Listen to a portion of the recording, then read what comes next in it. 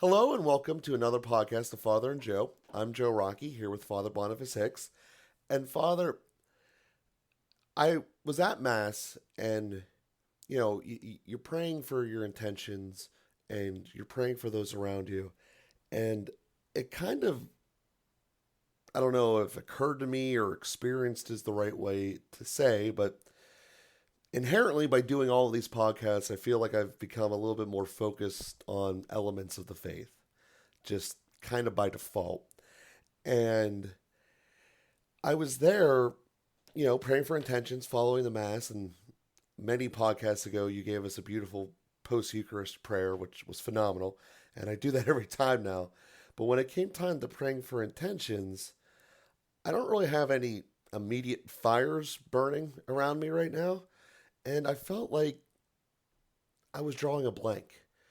And I don't know if that's a common thing or if I'm just off my game or what. But I wanted to just essentially have a conversation about that to see, as someone whose life is devoted to prayer and the reading the scripture, if that's a thing that happens. Um, in an in a related way, I also find my mind sometimes going blank or whatever during the rosary. So I wanted to kind of bring those two things there, see if it's just me totally messing up or if this is a common thing that is just a thing. Yeah, I love talking about prayer. I have a book coming out hopefully in the spring. I'm submitting the final manuscript today again with my beloved co-author, Father Tom Acklin, and it's about personal prayer. So we could talk a lot about prayer. And just to say, first of all, it's it's really helpful to remember that prayer is relational, and so we can always make the analogy with human relationships. And when you're even when you're with your beloved wife, you probably don't always have something to say to her. It's just nice to be together, and that's good. That's a sign of actually a mature relationship. Now, we know that there are different kinds of silences. There are different kinds of blank minds that sometimes you don't want to tell her about something, and so that sort of gums up everything else. And well, that's different than just being in a place that you feel at peace and you feel love and beloved, and you're just able to be together. And that's a fine place to be at Mass. At Mass, we're there relating with God, who is a father to us and is also spousal to us. And that's a little weird for you and I to talk about as men, that Christ is our bridegroom. So we don't want to get too physical about that idea, but the analogy is the same. That the way that would relate with a wife, with a spouse, is a way that we relate with God. And in a certain sharing of our interiority, a certain kind of intimacy, a certain closeness, and also a certain fruitfulness of our relationship. And anyway, those kinds of analogies fit together. So it's always good when we ask questions about prayer to make the relationship analogies. Well, do I experience this kind of thing in a close relationship? Oh, okay. Well, yeah, sure I do. Now, there are times that you get together with your wife and you have some things to work out. Hey, honey, are you going to go pick up the kids? I got to get this stuff from the store.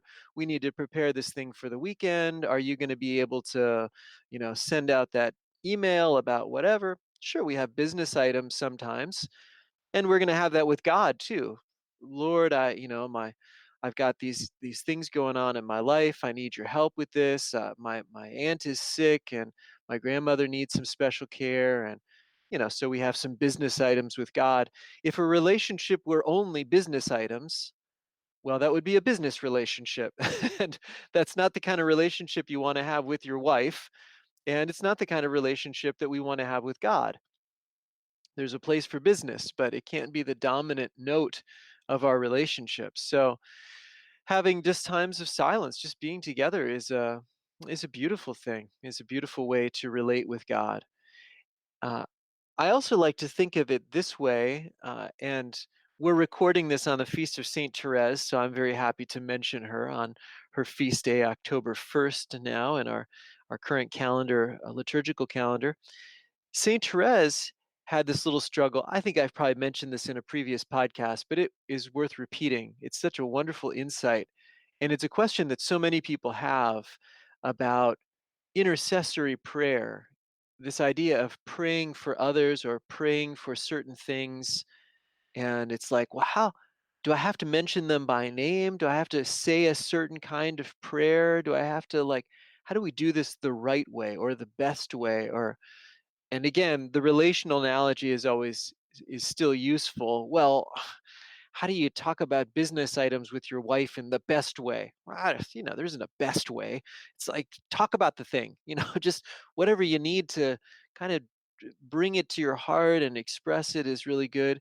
But one of the things that happens in a beautiful intimate relationship also happens with God in an even deeper way is when your wife receives you, when she receives your heart, when she really opens her heart to you, she's receiving all of you. And that includes kind of all of your intentions. And there's a way that even married couples start to read each other's minds to a certain degree after a while, complete each other's sentences, and there's just that kind of familiarity. Well, Saint Therese had this insight about God. She was praying for a seminarian that had written to the Carmelite convent and had said, I'm a missionary, seminarian.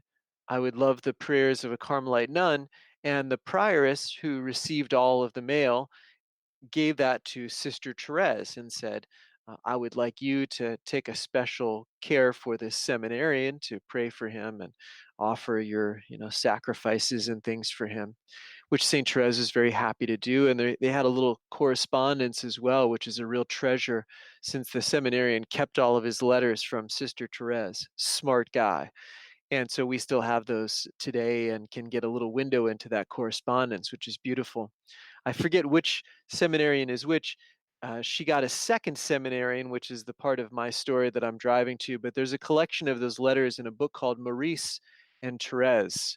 And you can get a little window into that spiritual friendship that they had through correspondence. And St. Therese is a kind of spiritual director and spiritual mother for him. But St. Therese, when she got a second seminarian to pray with, that kind of broke the bank. She was like, I'm already offering all my stuff for the first seminarian. What am I supposed to do for the second seminarian? Like, I'm out. I offer my office and my mass and my rosary and my private prayer. I'm offering it all for the first seminarian. And she was praying with this question in her heart, and she was reading the scripture, and she read this verse from the Song of Songs, and chapter 1 of the Song of Songs, I believe, and it says, "Draw me, and we will run to you." And Saint Therese had one of those graced moments that she understood the answer to her question. "Draw me," she says to the divine bridegroom, to Jesus Christ, "draw me, and we will run to you." That means that if I'm drawn, I bring with me everybody else who is in my heart, who is entrusted to my care, everybody else that I'm praying for. And that goes back to that analogy I was saying earlier with the spouses. When your wife receives you, she receives everybody that's in your heart. And that's why it can be especially difficult if there are some relationships that one person has that are problematic for the other person. In a marriage, it's always working toward a total reconciliation, a total receptivity, vulnerability and intimacy always move toward totality. So, anyway, that aside, when we come to the Lord with our prayers, we bring everybody with us. And so, in a certain sense, that time in silence, it's not about kind of remembering and making a mental list of everything in my mind. I don't even know everything that's going on in me. I don't know every relationship that I have. I couldn't possibly list, I meet with, I honestly don't even know, 100 spiritual directees or something. I'd have a hard time coming up with everybody's name, but I can tell you they're all in my heart. And when I come to the Lord in the Mass, and I come to the Lord in the divine office, and I come to the Lord in my holy hour and my private prayers, I'm bringing everybody. I'm bringing all those people that are with me, all those people that are in my heart. So when we come to a moment of silence, we're not that can be a very intimate time. That can be a very beautiful time of prayer, especially in the Eucharist. Uh, I tread carefully on this territory, but the Eucharist has a quality like marital intimacy. And I think that's a time where there's also some silence that's there and there's some resting in that closeness. So that's a very appropriate thing to do also in our personal prayer with the Lord is just come to a place that we can rest in a closeness to Him and really be grateful for and rejoice in who He is and the way that He loves us. Yeah, in a prior episode, to dive into what you're talking about the Eucharist there, you had mentioned that the soul is animating the body, and the Eucharist is food for our soul. So I think for me, it's easier to make the understand exactly what you're trying to say there about the intimacy of the soul with Christ versus the intimacy of the body with the spouse. And I just thought that was a nice little interjection there because Mm, it's kind of an underlying thought that I don't even remember when we had that discussion, but it was at least months ago, if not a year or more, mm. with how many of these we've done now. So that's first off, that's good to know that I'm not crazy.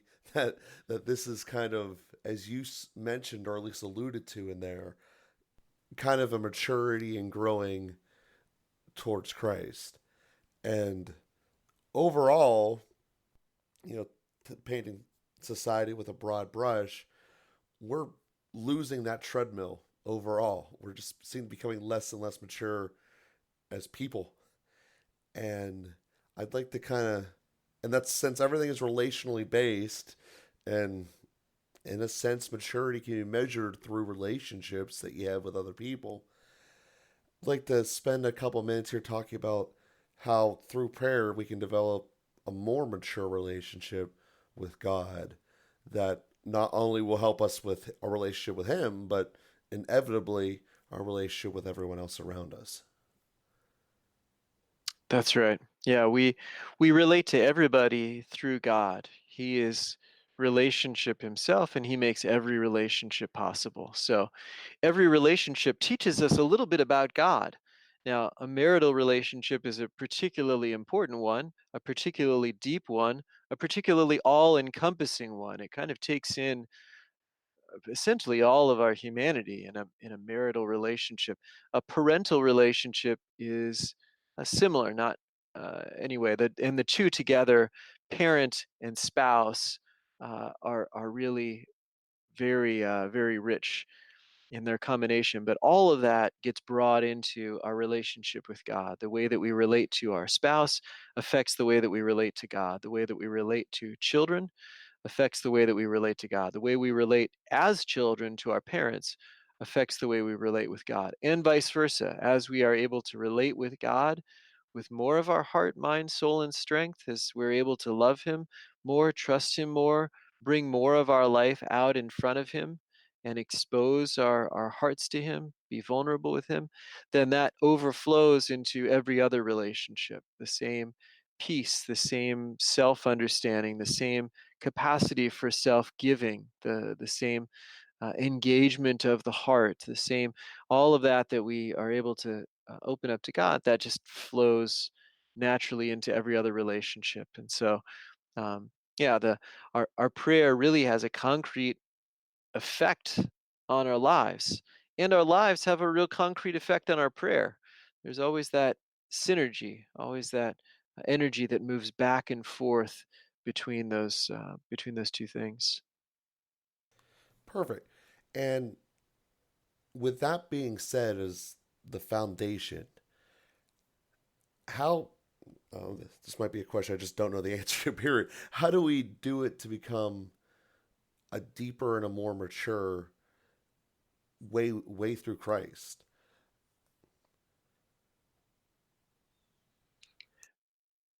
Say a little more about that. Okay, so as you've mentioned, growing up, you try to grow up essentially, not just physically, but from an emotional standpoint. And our souls need to do the same thing. So what I'm trying to do is talk about how do we just do that process, because many of us never really learned how. We just kind of happened, and that's not normally the best way to go about things. If there's a way to be trained to know where you're going to get, you're going to be better off. You know, I can go out and start running today, but it doesn't mean I'm ever going to be faster than Usain Bolt. He knows what he's Mm. doing, and to say that how to grow faster or better relationship with Christ is the maturity that I'm trying to talk about here. Well, I always like to reemphasize the importance of time. If we don't give time to something, then nothing else really matters that much. If you don't go out running at all, then you're not going to also run well. But to your point, and my soccer coach used to say, practice does not make perfect. Practice makes permanent. Good practice makes perfect. And I like that too. How do we? I want to not just go out running and develop bad habits. My practice could become permanent. Now, even if I go out running and develop bad habits, I'm going to be in a whole heck of a lot better shape, and I'm going to be able to run a lot better than if I didn't run. So, you know, most people who go out running don't become Olympic athletes, and they're not trying to become Olympic athletes, and maybe couldn't become Olympic athletes even if they had Olympic trainers. So there's all of those things apply to prayer in a certain way. Uh, that is to say, I can pray and in more or in better or worse ways. One difference is that running is solitary, prayer is relational. So I'm also not just prayer is not just a skill that I'm developing like running. Skill, prayer is relational. I'm relating with a person who is has his own freedom and has his own personality and has his own relationship and response to me. So uh, it is more like running with a trainer, even just to be praying at all. We have a trainer. His name is Jesus Christ. He's the master and we are the disciples. So simply spending time with him, which first of all consists of just choosing to spend time with him. Hi, Jesus, let's spend time together. Okay, now we're spending time together. So really just making it explicit is the starting point and is the continuing point. Doing that in front of the Blessed Sacrament is particularly beautiful because Jesus is there in his body, blood, soul, and divinity. He's truly there. The whole Christ is there in the Blessed Sacrament. And so that's a beautiful way to spend time where people are able to go to adoration, Eucharistic adoration at an adoration chapel. Just show up and stay there. And don't put too many things in the way of you and Jesus. Don't just read a book the whole time or just read scripture the whole time. Talk to him. Read the book a little bit and then think about it and then talk to Jesus about it. Those simple approaches, the time, and then just talking to the Lord. And what kind of thoughts come up as you're talking to him? Pay attention to that. Pay attention to what things are coming into your mind and heart as you're talking to him. Those things are important. The ideas that you have and the questions that you have, and then some response comes to those questions. It's not uncommon that I'll talk to somebody, maybe in spiritual direction, and they'll say, "Well, Father, I don't know what should I do. I could go to this college, or I could go to this college. I could major in this thing, or I could major in that thing. What should I do?" And I'll say, "Well, when you just are in silence and you ask God, and then you just give Him some space to speak, what comes up in your heart?" Now, that's not as uh, repeatable an activity as typing something into Google. You know, God is not Google. God is a Father, and He's a person with freedom. and he also knows what's good for us. And so he's not just a dictionary or a Google search bar or something like that that's just going to spit out answers for us. And he may not, he may really want us to choose, we could say, between two options. But sometimes it's not uncommon that if I ask somebody that, or they say, I just don't know, I've been dating this girl, should I marry her? And I say, well, when you ask God that, should I marry her? And then you listen in your heart, you look deep into your heart. What do you find there? I know, Father. I know I should really marry her. It's really what I want to do. Good. So anyway, we have a lot already going on in us, but just taking the time to be with him, setting aside other things to make God a priority, to make prayer a priority. That's the most important thing. And that's the hardest thing. If I ask somebody, "Are you growing in prayer?" "Well, no, Father, I don't know how to pray. I'm not growing in prayer." "Well, do you spend time praying?" "No, I never spend time praying." Okay, well, you're never going to grow in prayer. It's just very simple. In the wonderful words of Abbot John Chapman, if you want to pray better, pray more. And if you're praying as much as you can, make sure you pray consistently. And what we can be sure of is it only goes worse if you pray less. So, just real simple, just like relationships, right? I mean, we can have a certain amount of relationship coaching, and there's a certain amount of marriage counseling, and those things can help, but primarily spend time together, because the thing is, we're made for this. We're not actually even made for running. We're not made for soccer. We're not made for playing the flute. We're not made for those things. We can learn those things.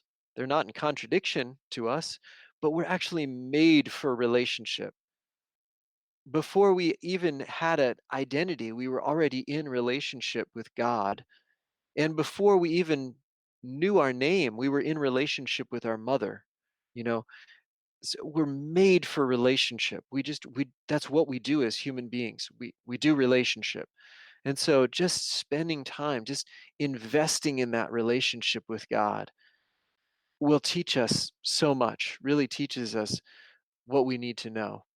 And so, but then again, like with relationships, we can get some relationship coaching, we can get some marriage counseling, we can talk to a third party, a human being, about our relationship. And that person can help us. There are things we can learn from the great prayers, like Saint Therese.